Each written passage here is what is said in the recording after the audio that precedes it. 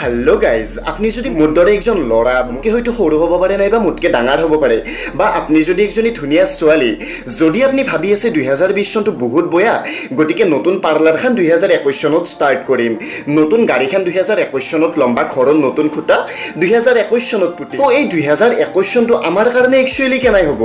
একদম প্ৰেক্টিকেল কথা ক'ম, ভিডিঅ'টো লাষ্টত গেলি চাই থাকিব। বৰ্তমান সময় চবতকৈ ডাঙৰ কুৱেশ্যন হ'ল, চাইনাই আমাৰ চবৰে এগেইনষ্টত তৃতীয় বিশ্বযুদ্ধৰ সূচনা কৰি দিলাক নেকি?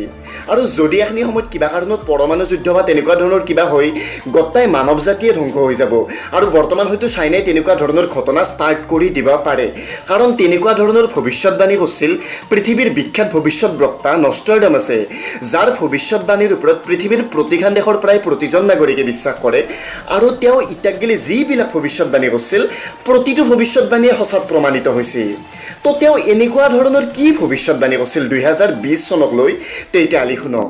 তেওঁ কৈছিল যে এইটো শতিকাত পৃথিৱীত ডাঙৰ দেশবিলাকত গৃহ যুদ্ধৰ সূচনা হ'ব, হাজাৰ হাজাৰ জনতা ৰাজপথত গেলি ওলাই আহিব চৰকাৰৰ এগেইনষ্টত, আৰু আপোনালোকে কা আন্দোলনৰ সময়ত কেনেকুৱা ধৰণৰ পৰিস্থিতি হৈছিল সেই বিষয়ে আপোনালোকে নিশ্চয় চবে গম পায়, য'ত হাজাৰ হাজাৰ জনতা ৰাজপথত গেলি ওলাই আহিছিল। লগতে তেওঁ এইটোও কৈছিল যে এইটো সময়ত ভয়ংকৰ আৰ্থিক সংকটৰ সৃষ্টি হ'ব, আৰু আপোনালোকে চবে দেখা পাইছে লকডাউনৰ সময়ত হাজিৰা কামলা কৰি ৰিক্সা আল্লাহ, ঠেলা আল্লাহ, হোটেলত কাম কৰা শ্ৰমিক শ্ৰেণীটো মোটামুটি বিধ্বস্ত হৈ গৈছে, যোনে মানে দিনে কাম কৰি খায়। আৰু যদিও চৰকাৰী কৰ্মচাৰীখিনি যদিও দৰমহা পাই আছে, সাহায্যটো তেওঁলোকেও প্ৰায় প্ৰতিজনকেই দিছে ন, গতিকে এই আৰ্থিক প্ৰভাৱ প্ৰায় প্ৰতিজনৰ ওপৰতে পৰছে।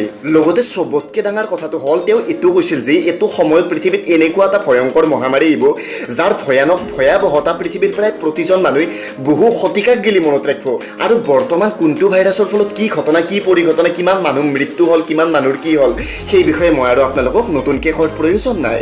এতিয়া চবতকৈ ডাঙৰ কুৱেশ্যন হ'ল 2021 চনটো আমাৰ কাৰণে কেনাই হ'ব?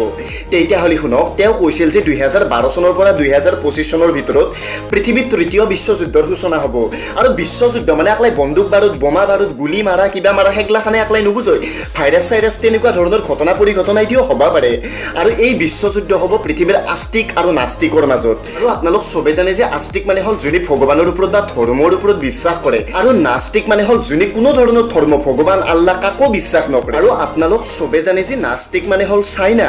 আপোনালোকে নিশ্চয় নিউজত পাইছে যে আজি কিছুদিন আগতে চাইনাই হাজাৰ হাজাৰ মছজিদ ধ্বংস কৰি পেলাই তাতে কি কেনেকুৱা কি মানে বস্তু বনাইছে, যাৰ ওপৰত মই নতুনকৈ ভিডিঅ' এটা ডেফিনেটলি আপোনালোকৰ কাৰণে বনাম, যিখন চাইনাই কোনো ধৰণৰ ধৰ্ম, কোনো ধৰণৰ ৰিলিজনৰ ওপৰত কোনোদিন বিশ্বাস নকৰে, আৰু তাৰে ফলটো তেওঁলোকেতো পায়ে আছে, আমি চবে দেখি আছো। এতিয়া আপুনি যদি চিন্তা কৰি আছে যে 2021 চনত নতুন কিবা এটা কাম এটা ষ্টাৰ্ট কৰিব, তেতিয়াহ'লে শুনক, যদি কিবা নতুন পৰিকল্পনা হাতত লৈছে, যদি আপুনি প্ৰস্তুত, তেতিয়াহ'লে হয়তো ইটাৰ পৰাই ষ্টাৰ্ট কৰি দিয়া উচিত। কাৰণ কোনেনো জানিছিল 2020 চনটোত কৰোণা ভাইৰাছ হ'ব, কিবা হ'ব, ইমান ডাঙৰ ভয়ানক মহামাৰী হ'ব। 2020 চনত আমি কিমানজন বলিউডৰ তাৰকা, কিমানজন ভাল কিমানজন ডাঙৰ ডাঙৰ মানুহক আমি হেৰালো। তো সাজু থাকক, 2021 চনত হয়তো আৰু নতুন বহুত কিবা কিবি আহিব পাৰে, যাৰ বিষয়ে হয়তো আমি কোনোদিন কল্পনাও কৰা নাছিলো। 2020তকৈ 2021ৰ পৰিস্থিতি আৰু বেছি ভয়াৱহ হ'ব পাৰে। তো নতুন যদি কিবা কাম কৰাৰ কথা ভাবিছে, তেতিয়াহ'লে ইটাই ষ্টাৰ্ট কৰি দিয়া উচিত। গতিকে আপোনালোকে যদি এই ভিডিঅ'টো ভাল পালাক, লাইক কৰক, শ্বেয়াৰ কৰক, চেনেলটো যদি ছাবস্ক্ৰাইব কৰা নাই, ছাবস্ক্ৰাইব কৰি কাষত থকা বেল আইকনটো ডেফিনেটলি প্ৰেছ কৰি দিব, কাৰণ এনেকুৱা ইউনিক ইণ্টাৰেষ্টিং ইনফৰমেশ্যন মই আপোনালোক গেলে মই ট্ৰাই কৰি থাকিম। চ' থেংক ইউ ছ' মাছ।